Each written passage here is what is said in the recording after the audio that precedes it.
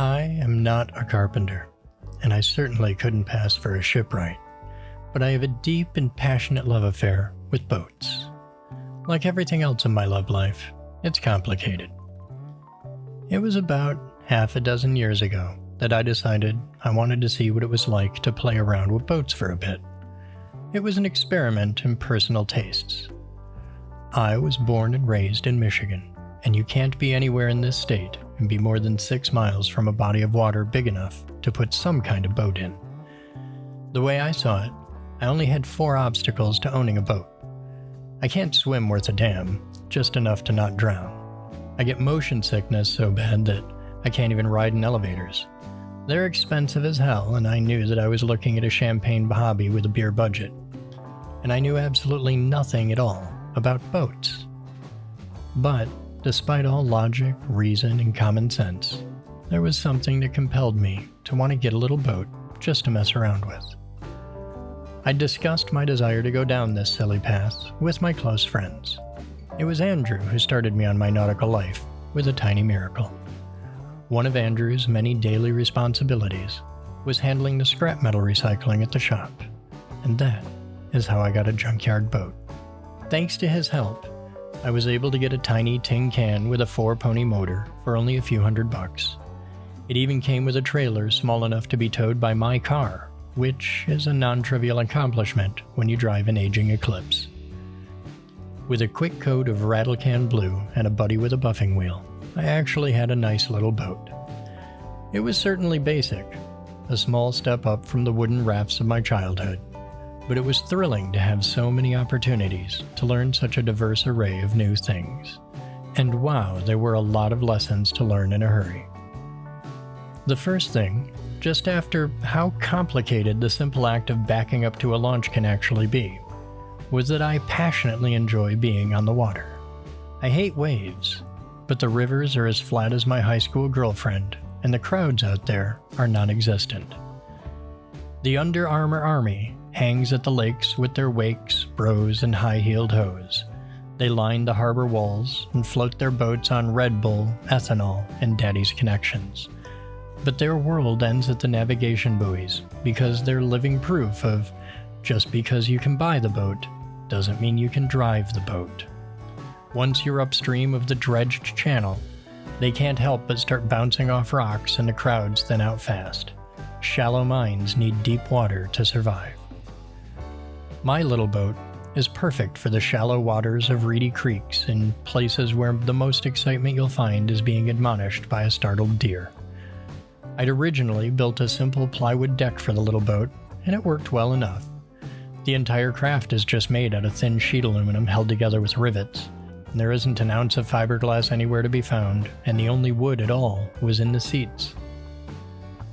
The mounting flanges for the seats are all on the same plane as you move down the boat, and with a little finagling and a fair bit of swearing, 2 mildly frustrated people can coax a single piece of poorly cut plywood in from the back, through the center seat mounts, and up through the front.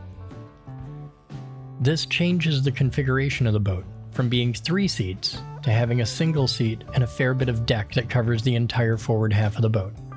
It's not much, only about 3/4 of a sheet of plywood, but it's enough to be useful. Just a simple sheet of plywood served as the deck of this little boat for my entire neophyte stage on the water. It was simple, cheap, durable, and would tolerate all the abuse of a young boater making frequent mistakes while learning the ropes. But now, it's been well over half a decade, and in that time a dozen other boats have come and gone.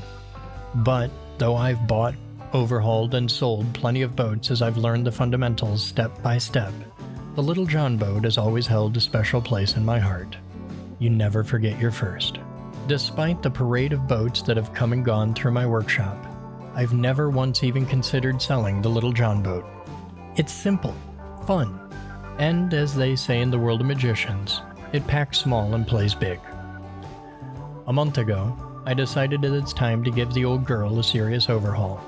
I've learned a lot since my freshman year of boating, and with a couple weeks of work and a modest budget, I felt I could give this old boat a whole new lease on life. I enjoy restoration projects, It's good for the soul to see just how rewarding a bit of elbow grease can be when it's applied to the right canvas. Boat restoration is highly rewarding, provided you start with the right boat and go in it from the standpoint of pick battles big enough to matter and small enough to win. There's a whole world of cheap boats out there, but learning the lessons of what ones to get in on and what ones to let rot in someone's field is a painful and expensive process.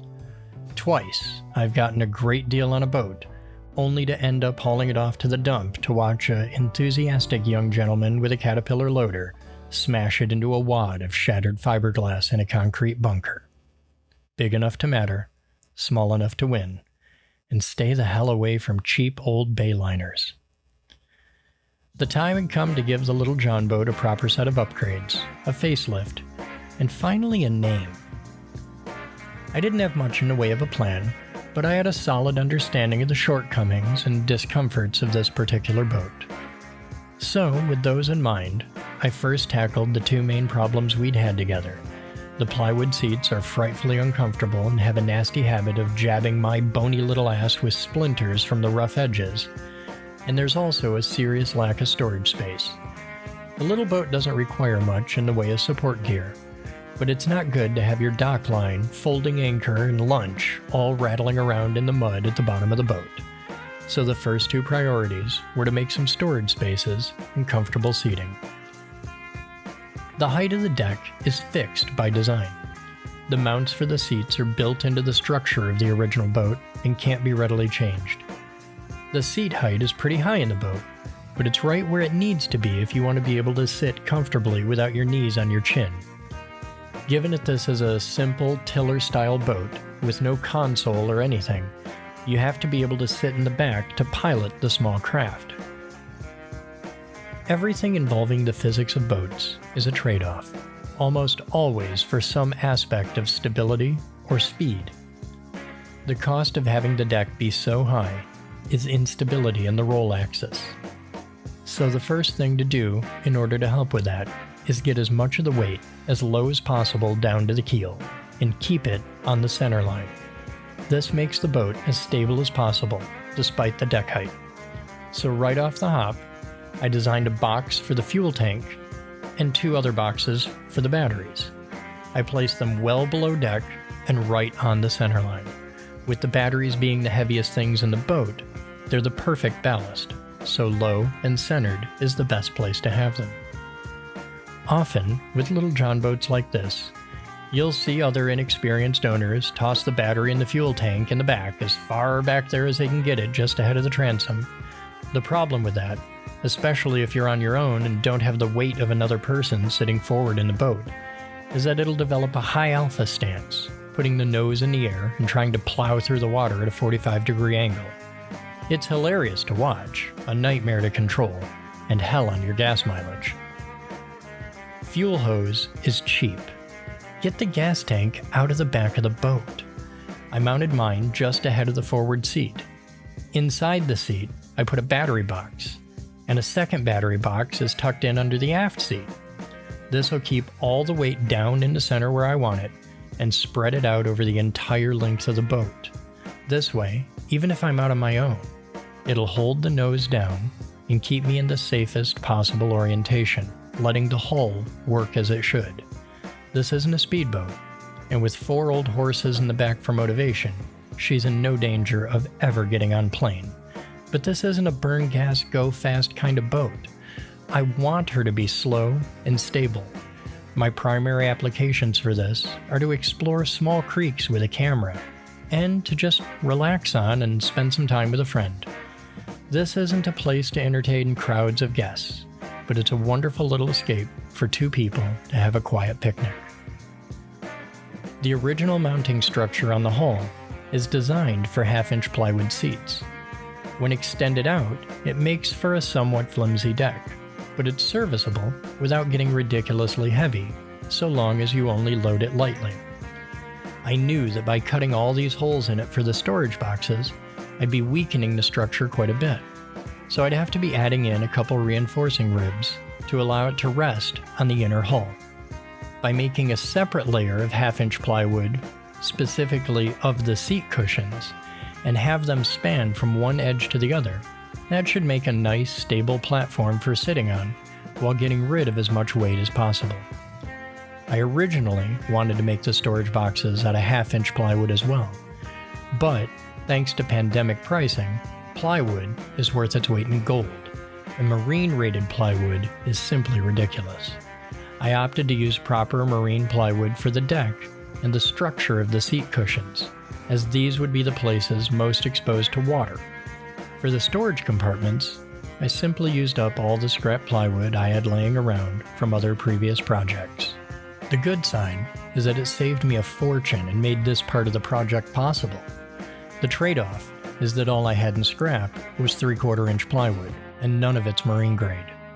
The weight penalty will be substantial, but at least it's going to be sturdy as hell when it's sitting on the bottom of the river.